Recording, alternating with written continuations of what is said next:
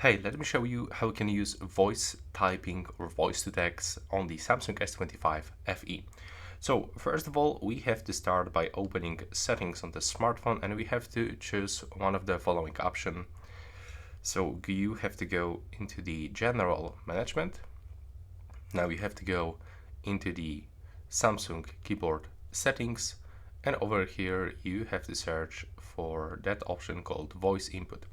And we can use this one from Samsung. This is set as default, or we can use Google voice typing. It doesn't actually matter, both of them works pretty good. Let's say that we are gonna use the Samsung voice input. So we have to simply also remember about one thing, that the voice to text only works when you are connected to the Wi-Fi or mobile data. So if you want to use this feature when you are offline, for example, to make notes, you have to select this one, offline language pack, and you have to simply install offline language pack. Here you can find all available languages.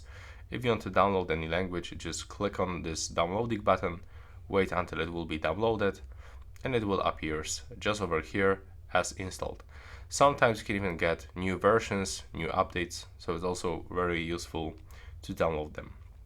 Now we have to go back from this one, and when we are here, if you decide to use the Google one, then you have to go back from this Samsung keyboard settings and go to the keyboard, and you have to make sure that you have select that option, the Google voice typing, and here you can also adjust some options, including this offline speech recognition.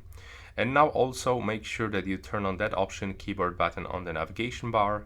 Now you have to just open your keyboard, click on this icon on the left bottom corner, and if you press on it for the first time, you will have to grant permission to your microphone. And now, as you can see, you can just start talking and everything that you're gonna say will be transferred into the text. And that's basically everything for this video.